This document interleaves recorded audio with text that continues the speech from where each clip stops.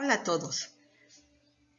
Las diapositivas que a continuación se presentan están basadas y apoyadas en el libro de metodología de la investigación, autores Roberto Hernández Sampieri y Carlos Fernández Collado, quinta edición.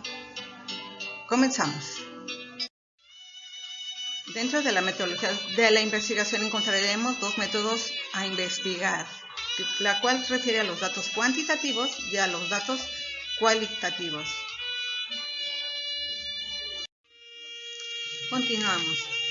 Recolección de datos e instrumentos a tomar en cuenta en la metodología cuantitativa. Encontramos lo que son los cuestionarios y las escalas de aptitudes.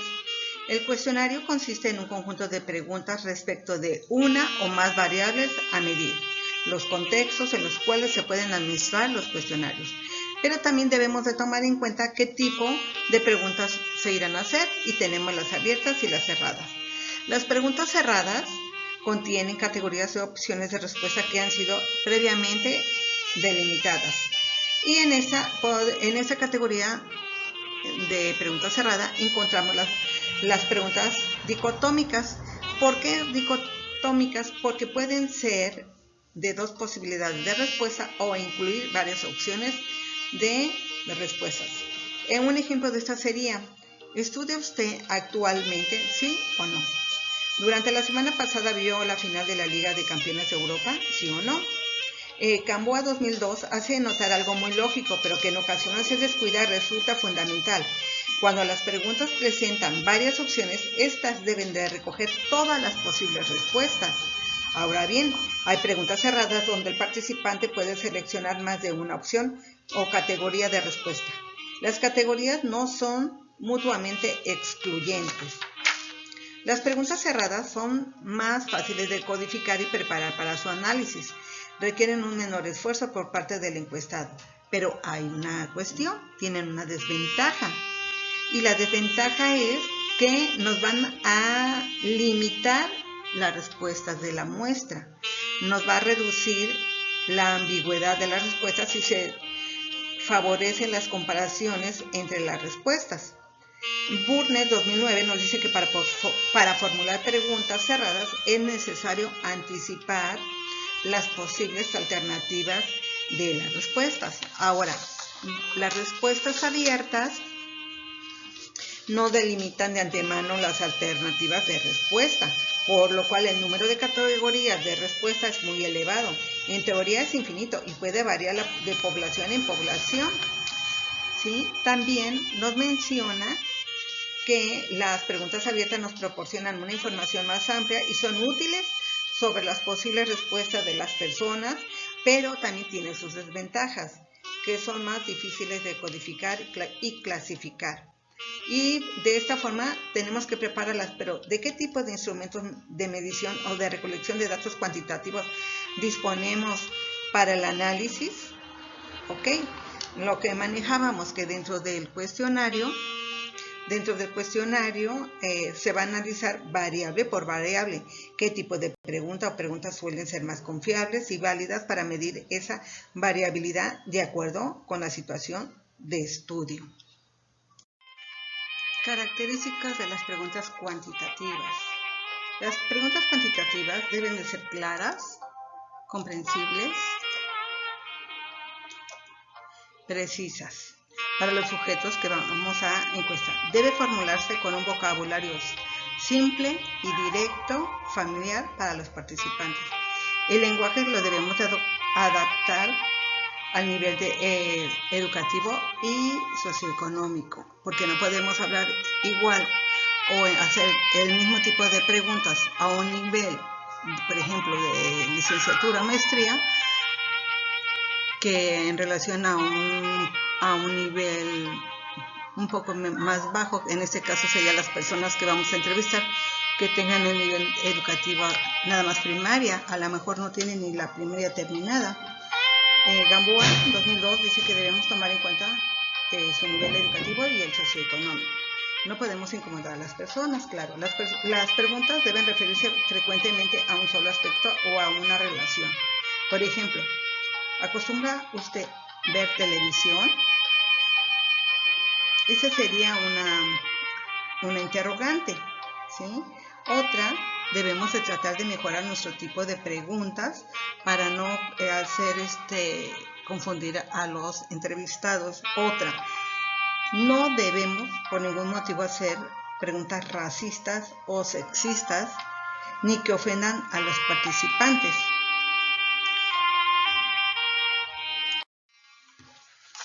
Ok, ¿cómo está formado un cuestionario? El cuestionario consta de portada, nombre del cuestionario y la institución que está brindando este cuestionamiento.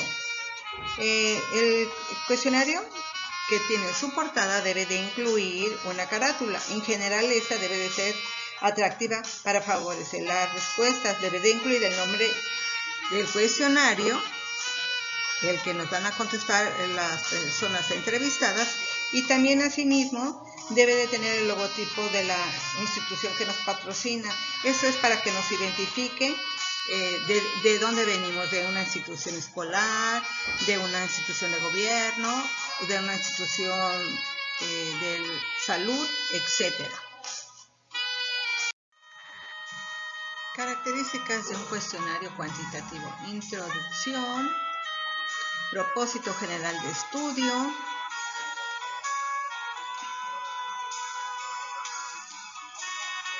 motivación, tiempo, agradecimiento, espacio, identificación de la persona que lo va a aplicar y la cláusula de confiabilidad, asimismo como sus instrucciones. ¿Qué es lo que debemos de tomar en cuenta para el tamaño del cuestionario? El tamaño depende del número de variables y dimensiones a medir, el interés de los participantes y la manera como se administre. No hacer preguntas innecesarias o injustificadas. Ahora, ¿cómo debemos tomar en cuenta para cerrar? ¿Qué debemos tomar en cuenta para cerrar las preguntas abiertas? La muestra. Vamos a hacer una selección de la muestra que asegure la representación de los participantes a investigar. La observación. ¿Qué frecuencia aparece? ¿Con qué frecuencia aparece cada respuesta? Elegir las respuestas que se presenten con mayor frecuencia. Patrones generales de respuesta. Clasificar las respuestas elegidas en los temas, aspectos o rubros, de acuerdo a un criterio lógico y cuidando que sea mutuamente excluyente. Dale nombre o título a cada tema, aspecto o rubro, patrón general de respuestas, y asignar el código a cada patrón general de respuestas, decodificando las preguntas abiertas que llevan un patrón con mayor frecuencia de mención. El cuestionario puede aplicarse a varios contextos. Autoadministrado significa que el cuestionario se proporciona directamente a los participantes quien lo contesta. No hay intermediarios y las respuestas las marcan ellos, pero la forma de administración puede tener distintos contextos: el individual, el grupal o por envío correo tradicional, correo electrónico y página web. En el caso individual, el cuestionario se entrega al participante y este lo responde, ya sea que acuda a un lugar para hacerlo, y en el segundo lugar que tenemos al grupo, ya sea de 20 sujetos, puede ser hasta de 21 a 40, aquí se autoadministra. También se puede hacer por envío, se manda el cuestionario a los participantes por correo postal privado o mensajería, por la rapidez. Por el medio correo electrónico que ya conocemos, también se le puede pedir que ingresen a la página web o a un blog para responderlo. El correo tradicional, el postal o servicio de paquetería, mensajería especializada, el cuestionario se envía junto con una carta explicativa firmada por el investigador.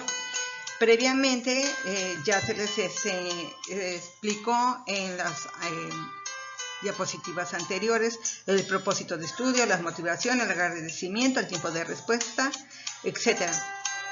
Menos las instrucciones, porque esas se incluyen en el momento que se da el instrumento. También acuérdense que mencionamos en la diapositiva anterior que llevan una hoja membretada de la institución que están representando. También debe de tener una fecha exacta para el envío. En las instrucciones es necesario agregar la fecha en que se requiere que sea devuelto y la forma de regresar el cuestionario contestado. Paso a paso, de ser posible, resulta aconsejable designar a una persona para que atienda dudas y comentarios del instrumento y el estudio, por medio telefónico o por el correo electrónico. Obviamente tiene que proporcionar sus datos completos, ofrecer a los participantes un resumen de los resultados una vez que concluya la investigación. Es una práctica recomendable. Los cuestionarios administrados pueden ser procesados de forma casi inmediata si se usa una codificación por lectura óptica. Por correo electrónico se trata de un procedimiento similar, lo que cambia es el medio de contacto. La carta, carátula, instrucciones y el cuestionario son enviados a través de un correo electrónico, email. Por medio de una página de internet se descarga o se baja, se les pide que lo guarden en un archivo en la computadora y posteriormente, una vez contestado, se envía por correo electrónico. El problema es aquí que la mayoría de la gente no se da cuenta que no es otro ser humano como él. Entonces, como no entra en contacto con la persona así en físico, luego se niega a contestar o a responder, o a lo mejor lo conteste, pero no lo contesta con la verdad como debe de ser. Hay 3 factores claves para obtener los índices de retorno del cuestionario. ¿Cuál sería el primero? Bueno, es el seguimiento persistente a casos de no respuesta, la vinculación de manera personalizada con los participantes, otra sería contacto antes del envío, y la tasa de retorno es mayor en cuestionarios cortos que en los largos. Por entrevista personal, tomaremos en cuenta que esta entrevista es cara a cara. Lo dice León y Montero 2003, quienes manifiestan que el anterior método descrito es el que se consigue con mayor porcentaje de respuestas a las preguntas. Su estimación es de 80 a 85%, incluso puede ser superior a esta cifra con una planeación adecuada. Otra es el principio y fin de la entrevista con claridad. El mismo instrumento es aplicado a todos los participantes. El entrevistador pregunta, el entrevistador responde. Se busca que sea individual. Alterar alguna de las maneras de la entrevista es poco a nada anecdotario. Recomendable que el entrevistador anote cuestiones fuera de lo común, como ciertas reacciones negativas a responder. La mayoría de las preguntas suelen ser cerradas. El entrevistador y el propio cuestionario controlan el ritmo y la dirección de la entrevista. El contexto es solamente ambiental. Por entrevista telefónica. La forma más rápida de realizar una encuesta, al igual que la aplicación grupal de cuestionarios, es la manera más económica de aplicar un instrumento de mediación. Una ventaja de estas encuestas es que se puede acceder a sitios o barrios inseguros, a conjuntos exclusivos y edificios o casas donde se impide el ingreso. Como lo menciona León Montero 2003, y algunos lugares geográficamente lejanos al investigador. Una de las recomendaciones para las entrevistas telefónicas son enviar una carta, telefonema o correo electrónico previo en que se indique el objetivo de la entrevista, la persona o institución que realiza la encuesta y el día y hora en que se efectuará la comunicación. Realizar la comunicación en el día y hora acordada. El entrevistador debe identificarse y recordarle al entrevistado el propósito de estudio. Entre la comunicación previa y la entrevista telefónica no debe ser más de una semana de la que esté programada. El entrevistador debe asegurar que esté hablando con la persona correcta o que posee el perfil adecuado según la definición de su muestra. También indicar el tiempo que tomará la entrevista. Debe de utilizar un cuestionario breve con preguntas cerradas y sencillas. El entrevistador debe vocalizar correctamente y a la misma velocidad de su interlocutor. También debe anotar casos de rechazo y las razones. El entrenamiento, simular las condiciones de aplicación. Estas establecen metas de comunicación telefónica por 12 horas y se pretende grabar la entrevista. Debe interrogarse al participante si se está de acuerdo. Algunas consideraciones de los cuestionarios es de que la población analfabeta con niveles educativos bajos o niños que apenas comienzan a leer, es conveniente administrar un cuestionario por entrevista. Estos son muy complejos de contestar o de aplicar. Suele utilizarse un manual que explica a fondo las instrucciones y cómo debe responderse o administrarse.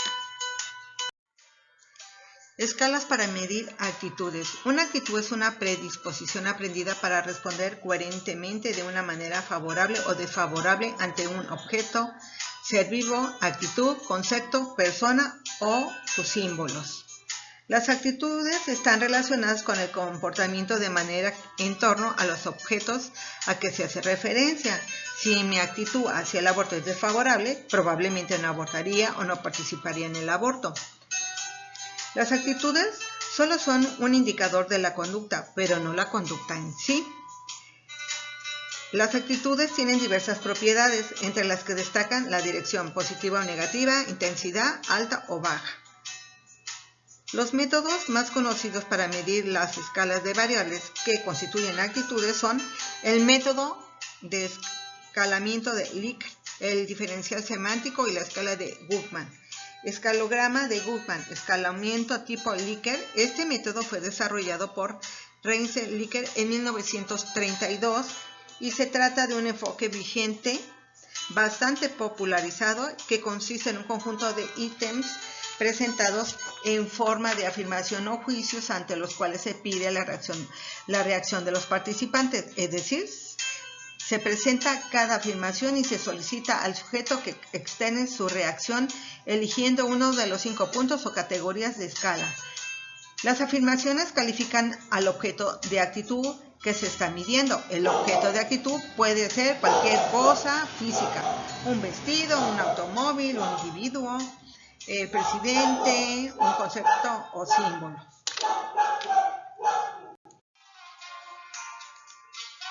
La escala de Likert y escalograma de Guttman hace referencia a la que la escala de Likert se construye con un elevado número de afirmaciones que califican al objeto de actitud y se administran a un grupo piloto para obtener las puntuaciones del grupo en cada ítem o frase. Estas puntuaciones se correlacionan con las del grupo a toda la escala y a la frase de reactivos. Se correlacionen significativamente con las puntuaciones de toda la escala. Se seleccionan para integrar el instrumento de medición. El diferencial semántico fue desarrollado originalmente por Osgood, Hussey y Tan, y este consiste en una serie de adjetivos extremos que califican al objeto de actitud, ante los cuales se solicita la reacción del participante. Es decir, deben de calificar al objeto de actitud a partir de un conjunto de adjetivos bipolares entre cada par de estos. Se presentan varias opciones y la persona selecciona aquella que en mayor medida refleja su actitud. Adjetivos bipolares, ejemplo, fuerte, débil, poderoso, impotente, grande, pequeño, bonito, feo, joven, viejo, etc. Y hay diferentes maneras de aplicar el diferencial semántico. La aplicación del diferencial semántico puede ser autoadministrativo. Se le proporciona la escala de participación y este marca la categoría que describe mejor su reacción o considera conveniente. También, mediante entrevista, el entrevistador marca la categoría que corresponde a la respuesta del participante. La segunda situación es muy conveniente mostrar a una tarjeta al respondiente que incluya los adjetivos bipolares y sus categorías respectivas paso a paso para integrar la inversión de la escala. se debe llevar a cabo en los siguientes pasos: generar una lista de adjetivos bipolares, exhaustiva y aplicable al objeto de estudio a medir. Se seleccionan adjetivos utilizados en la investigación similares a la nuestra. 2. Construimos una versión preliminar de la escala y la administramos a un grupo de participantes a manera de prueba piloto. 3. Correlacionamos las respuestas de los intervenientes para cada par de objetivos o ítems. Así correlacionamos con un ítem con todos los demás. Esto es para calificar el frente del resto.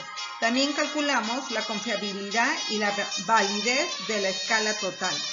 También se va a seleccionar los ítems que presentan correlaciones significativas y discriminen entre casos con los demás ítems. También acuérdense que naturalmente tenemos que ver si hay confiabilidad y validez. También desarrollamos la versión final de la escala. Hablando de la escala de Gautham,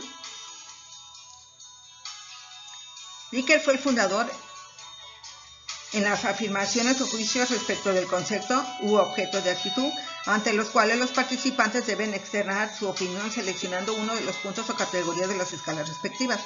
La diferencia en el método de Likert es que las frases tienen diferentes intensidades.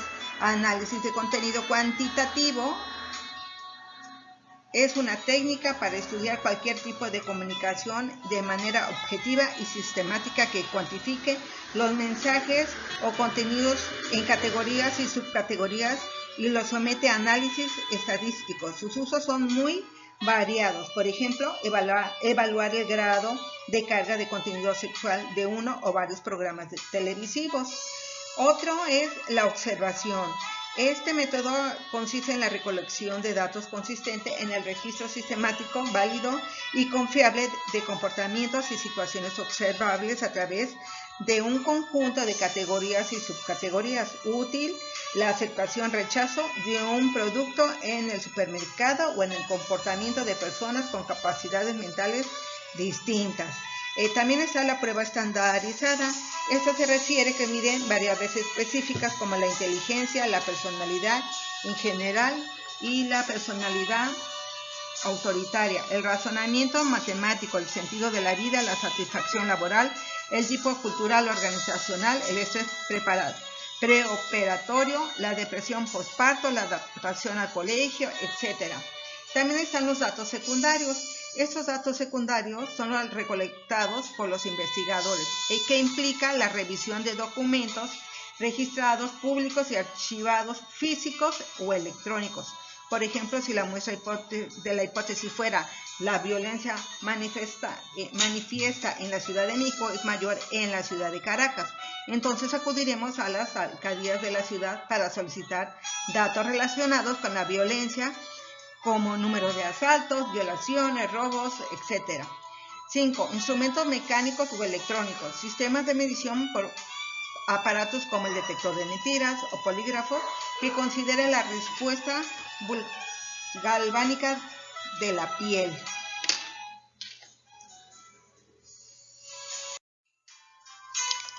La recolección de datos desde la perspectiva cualitativa menciona que tenemos que hacer primero un análisis de contenido cualitativo, donde vamos a meter pruebas estandarizadas, vamos a tomar cuadernillos para hacer todas nuestras anotaciones. Y nos dice que el investigador debe ante todo respetar a los participantes. Debe ser persona sensible y abierta. Da una serie de recomendaciones que se deben evitar inducir respuestas o comportamientos de los participantes. Lograr que los participantes narren sus experiencias y puntos de vista, sin tomar en cuenta sus juicios ni criticarlos. Tener fuentes múltiples de datos, es decir, personas distintas mediante métodos diferentes. También recordar que cada cultura, grupo e individuo representa una realidad única. Por ejemplo, los hombres y las mujeres experimentan el mundo de diferente manera. También los jóvenes urbanos y los jóvenes campesinos construyen realidades de acuerdo al contexto donde se encuentran. Cada quien percibe el entorno social desde la perspectiva que genera sus creencias y tradiciones. No hablar de miedos o angustias ni preocupar a los participantes, porque entonces esto no los pondría como a la defensiva y no nos podrán contestar nuestros cuestionarios. No ofender a ninguna persona ni ser sexista o racista. Va en contra de la ética de la investigación. Rechazar de manera prudente a quienes tengan comportamientos machistas o impropios para el investigador o investigadora. No ceder a ningún tipo de chantaje. Nunca poner en riesgo la propia seguridad personal ni la de los participantes. Cuando son varios investigadores que se introducen en el campo, conviene efectuar reuniones para evaluar los avances y analizar si el ambiente o el lugar del contexto es adecuado, al igual que las unidades y las muestras. Leer y obtener la mayor información posible del ambiente, lugar o contexto antes de adentrarnos en él. Platicar frecuentemente con alguno de los miembros o integrantes del contexto para conocer más a fondo dónde estamos ubicados y comprender su forma de vida, así como lograr su consentimiento para que podamos participar en ello. También participar en alguna actividad para acercarnos a las personas y lograr empatía, es decir, darles confianza a la población donde vayamos a hacer una entrevista. La observación en la investigación cualitativa es diferente, no se trata nada más de ver, sino que es una cuestión de grado. La observación investigativa no se limita al sentido de la vista, implica todos los sentidos y los propósitos esenciales de la observación en la inducción cualitativa, explorar ambientes, contextos o culturas, mayoría de los aspectos de la vida social. Grinnell, 1977. También menciona que es describir comunidades, contextos o ambientes, asimismo las actividades que se desarrollan en estas, las personas que participen en tales actividades y los significados de las mismas. Paxton 2002 nos dice que comprender procesos, vinculaciones entre personas y situaciones o circunstancias, los eventos que suceden a través del tiempo, los patrones que se desarrollan, así como los contextos sociales y culturales en los cuales ocurren las experiencias humanas.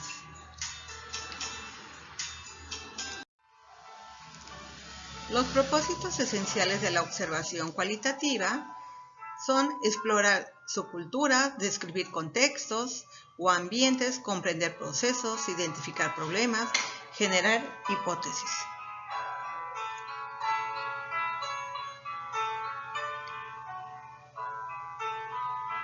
En explorar ambientes, tomamos en cuenta contextos, subculturas y la mayoría de los aspectos de la vida social.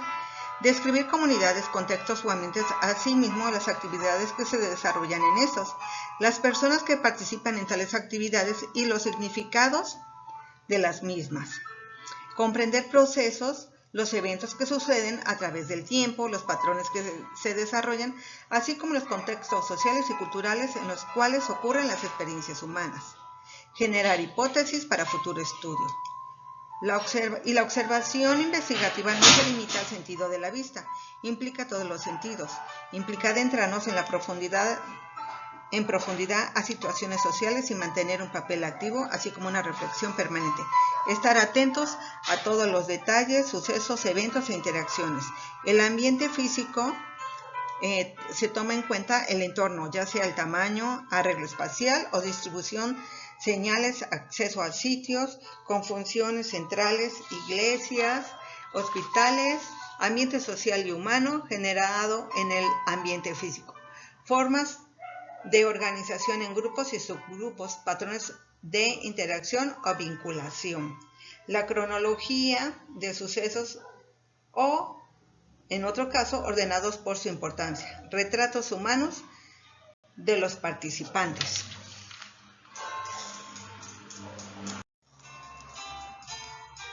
Las unidades de análisis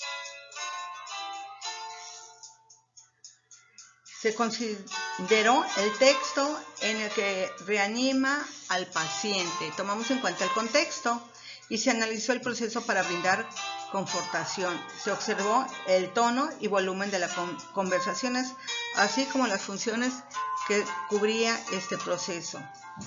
Las anotaciones y la bitácora de campo evitan que se nos olviden aspectos esenciales si el estudio es largo. Los formatos de observación, a diferencia de la observación cuantitativa, se debe observar y anotar todo lo que consideremos pertinente y el formato puede ser tan simple como una hoja dividida en dos, donde vamos a registrar anotaciones descriptivas de la observación y de las interpretaciones. Cuevas 2009. El investigador cualitativo debe entrenarse en áreas psicológicas, antropológicas, sociales, comunicacionales, educativas y otras similares. El investigador decide qué es conveniente observar o qué otras formas de recolección de datos es necesario aplicar para obtener más datos, pero siempre con la mente abierta a nuevas unidades y temáticas. Es por ello que la investigación cualitativa es inductiva.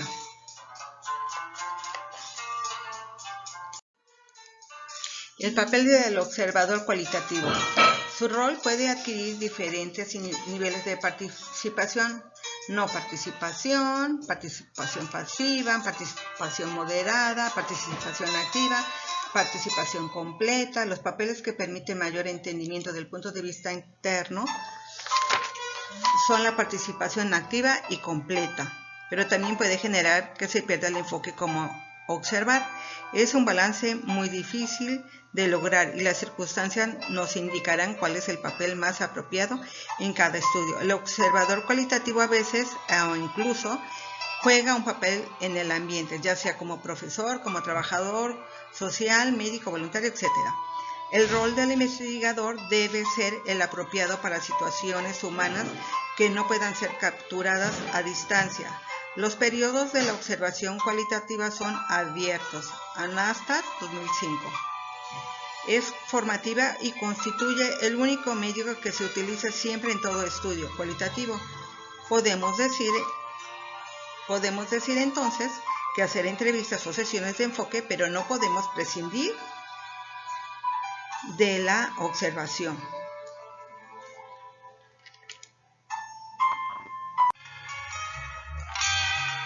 Las características de la entrevista.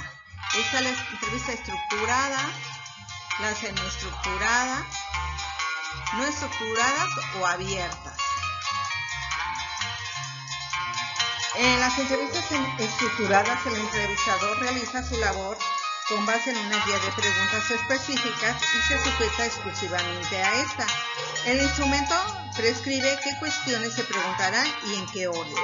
Las entrevistas semiestructuradas se basan en una guía de asuntos o preguntas y el entrevistador tiene libertad de introducir preguntas adicionales para precisar conceptos u obtener mayor información sobre los temas deseados. Las entrevistas abiertas se fundamentan en una guía general de contenido y el entrevistador posee toda la flexibilidad para manejarlo. Las entrevistas como herramientas para recolectar datos cualitativos se emplean cuando el problema de estudio no se puede observar o es muy difícil hacerlo por ética o complejidad. Algunos tipos de preguntas en la entrevista están preguntas generales, parten del planteamiento global, o sea, son disparadores para dirigir el tema que interesa al entrevistador. Son propias de las entrevistas abiertas. Por ejemplo, ¿qué opina de la violencia entre parejas de matrimonios?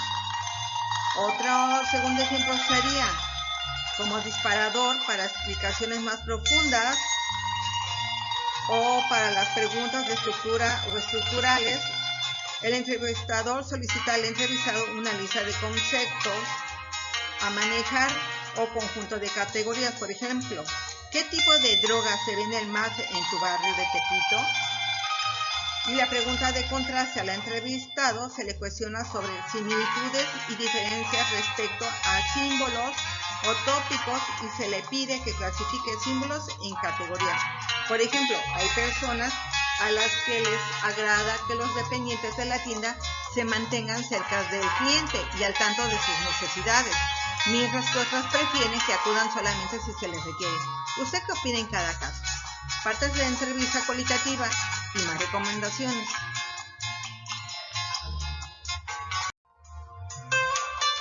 La recolección de datos cualitativos. Utilizar diferentes fuentes y métodos de recolección. El entrevistado debe estar preparado para lidiar con emociones exabruptos. Si expresamos comentarios solidarios, debemos hacerlo de manera auténtica, ya que la hipocresía y la manipulación de sentimientos no tiene cabida en la investigación.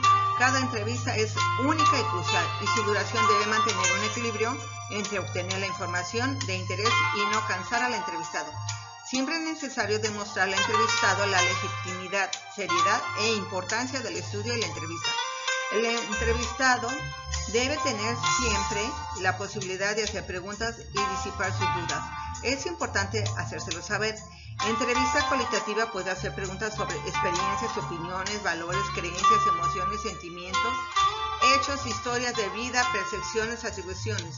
En los grupos de enfoque existe un interés por parte del investigador por cómo los individuos forman un esquema de perspectiva de un problema a través de la interacción.